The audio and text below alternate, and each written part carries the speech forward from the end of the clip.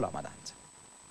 فرجامین دیدار لیگ برتر فوتبال افغانستان فردا میان طوفان اریرود و سیمرغ البرز برگزار می شود. مسئولان برگزاری این لیگ میگویند که پیش از آغاز این دیدار یک برنامه ویژه تفریحی و ورزشی را برای خانواده ها در نظر گرفتند. فردا از ساعت 9 صبح تا ساعت 12 بعد ظهر دروازه های استادیوم برای فامیل ها باز است و فامیل ها میتونن با اطفالشان بیاین و در پلوی ازی که مسابقه تیم منتخب بانوان افغانستان میتونن مشاهده کنن. پروگرام های تفریحی در یک خیمه بزرگ مد نظر گرفته شده و که میتونن اونا بیاین ازش لذت ببرن. در این حال شمار زیادی از شهروندان ولایت‌های دیگر کشور برای ستایش و روحیه دادن تیم‌های مورد علاقهشان به پایتخت سرازیر شدند. صرفاً به خاطر مسابقات و به خاطر تشویق تیم سیمرغ البرز آمدیم. صرف به خاطر بازی طوفان اریرود با سیمرغ البرز به کابل آمدیم. امروز از جوزجان آمدیم تا تیم شمال تشویق بکنم و تا آخرین دم همراهشان باشم. انشالله فردا مسابقاتشان هم در اونجا همراهشان خواد بدم.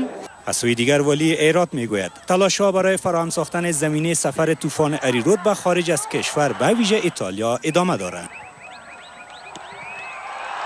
طوفان اریرود در این مسابقات شرکت کردند، دستاوردهای بسیار خوبی داشتند و امروز امیدوار هستم و بسیار باورمند هستم که کپ قهرمانی این لیگ برتر را به هرات خواهند آورد. سیمرغ البرز تیم شمال افغانستان انشالله خدا بخواهد در این مسابقه مقام اول را کسب بکنه و ما در این راستا با رهبری مقام ولایت بلخ در تماس هستیم. زمینه های فرصت را برای انتقال زمینه سازی کردیم، برای انتقال تماشاچی‌ها و تدابیر ویژه و خاصی را از طرف مقام ولایت و شورای ولایتی گرفته شده.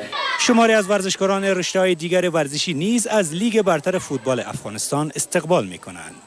سیمرغ البرز را وقتی که قرعه کشی میکردن قرعه ما کشیده بودم و گفتم یک از بهترین تیماست که واقعا هم همگی خوب بودن، مخصوصا این دو تیمی که در فاینال اومدن. لیگ برتر فوتبالش ما میتونیم بگیم کل قشر جامعه از سطح خرد تا سطح کلان قبول داره. به خصوص این لیگ هستش که مربوط جوانان وطن میشه.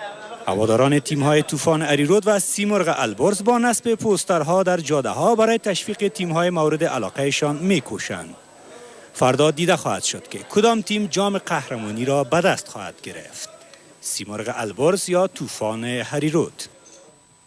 این که کدام تیم قهرمان خواهد شد فردا مشخص می شود. تشکر از توجهتان. شب خوش.